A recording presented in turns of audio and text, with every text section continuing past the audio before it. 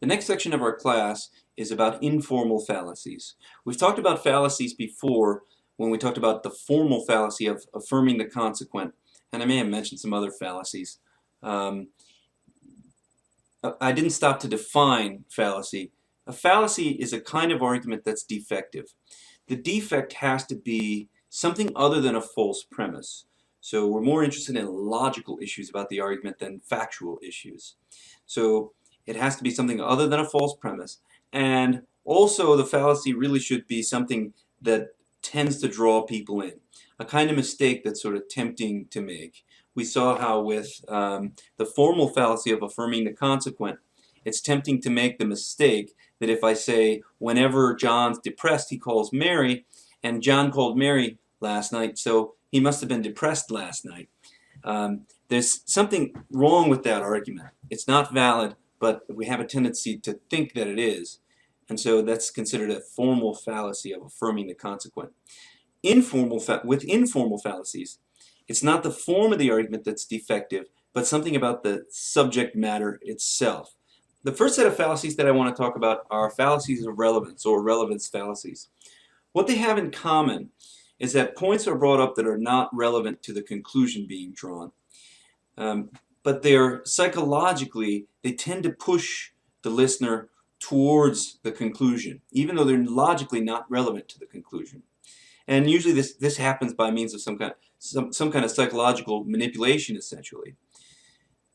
It's easy to see how this works in the case of appeal to pity. Appeal to pity is a kind of argument where I get you feeling sorry for someone, and then I forward a conclusion that's favorable to that person. Now, if I've psychologically primed you with sad things about the person, and successfully get you feeling sorry for them, then you're more likely to accept a conclusion that's favorable to them, unless you're very vigilant about this.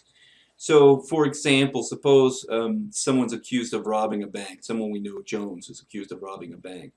And I want to convince you that he didn't rob the bank. So instead of bringing up points that logically suggest that he didn't rob the bank, like the evidence against him was planted or something like that, maybe those things aren't true, so I can't appeal to those things. Or maybe I don't have a strong argument that's logical.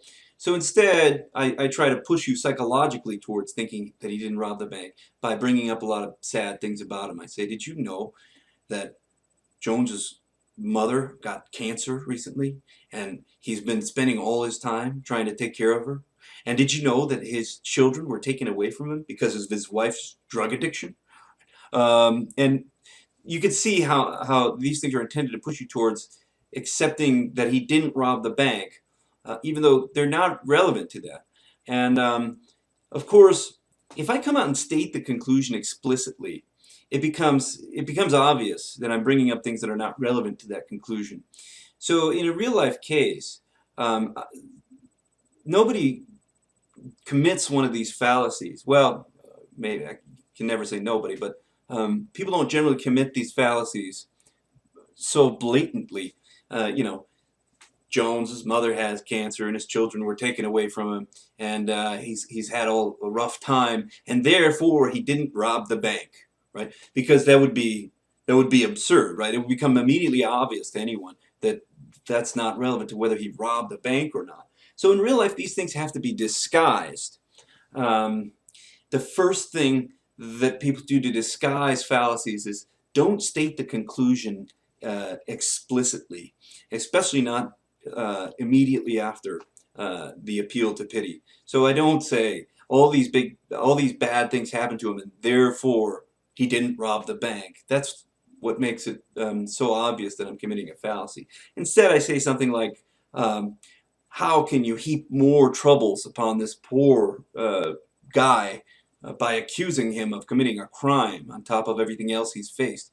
That's a little more disguised. I'm still pushing you towards the conclusion that he didn't rob the bank, but I don't state that explicitly. Or the way this is often done is I psychologically prime you with the sad things before telling you, before offering some logical reasoning that might not be so strong. But psychologically, you've been primed to want to accept the conclusion that he didn't rob the bank, right? You'll feel better if you decide he didn't do it, right? Because that will alleviate the fact that you're feeling sorry for him.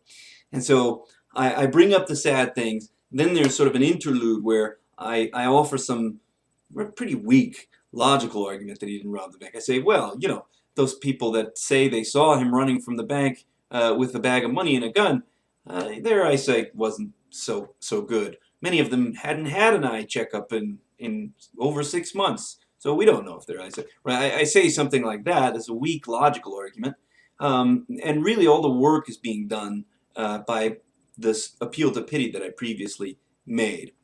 Now, on my website, I've tried to put together a list of conditions for each fallacy. So I'll just show you where you can find that here.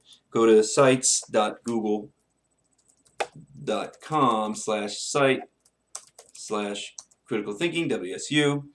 And if you go down to where it says Unit 4, Informal Fallacies, and expand that, that drop-down menu, there's a page that says Categorizing Fallacies. And I've posted here a list of all the fallacies. And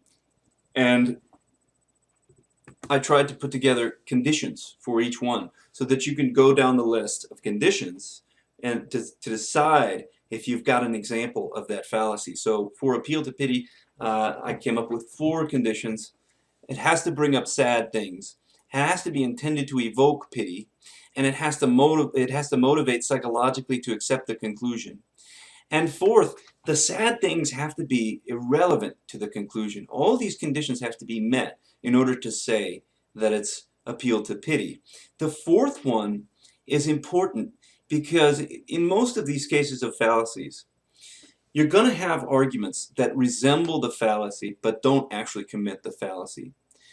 In this case, if I'm giving a logical argument and sad things happen to come up in the course of giving that argument, that doesn't mean that I'm appealing to pity automatically.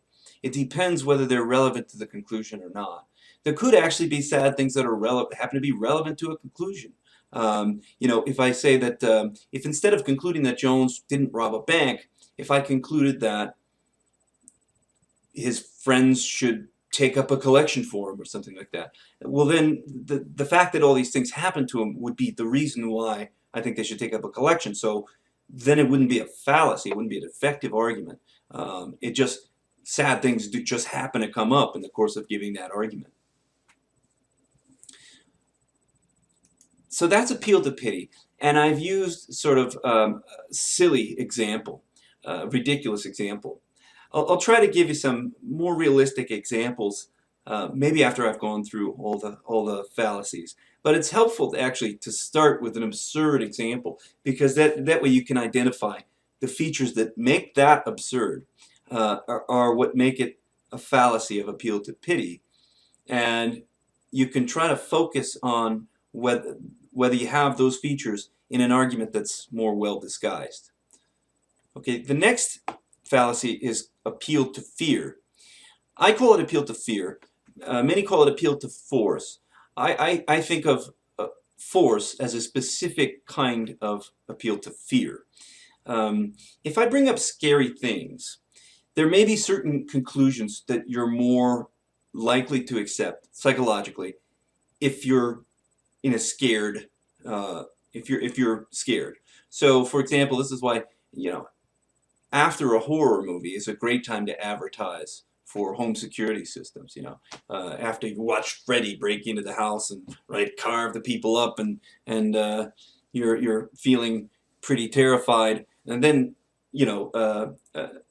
an advertisement comes on that says shows an image of Freddy Krueger walking down a hallway of a house or something, scraping his claws, and then the screen blanks out and the person says, "Buy a Brinks home security system. It's a dangerous world out there," right? And then that's supposed to push you towards accepting the conclusion that you should get a home security system. And maybe they've done research and it turns out that works better than offering logical reasons why you should get a homeschool. You know, I could have brought up the question of do you have a lot of break-ins in the area where you're living, and so on. Those would be uh, logical factors to consider. But instead, I just push you towards accepting it out of fear. And so the conditions for appeal to fear are the same as appeal to pity, except with scary things. I bring up scary things. They're intended to evoke fear, and they're intended to motivate psychologically to accept the conclusion. And again, the scary things have to be irrelevant to the conclusion. It's it's not appeal to fear if, for example, I say you should study for your upcoming test because, you know, if you don't study, then you could get a much lower grade, and this test is going to count for 22% of your grade, and so your grade can end up sinking a lot at the very end of the semester. And nobody should come along and say, well, you're just using appeal to fear. You're just trying to scare us. You know, that's a logical fallacy. We're learning that's a logical fallacy. But in this case, of course, you know, it may be a scary thing, failing and grade sinking and all that, but it's relevant to the conclusion. It just happens to come up in the course of making this logical argument, and it happens to be a scary thing. So that's not a fallacy.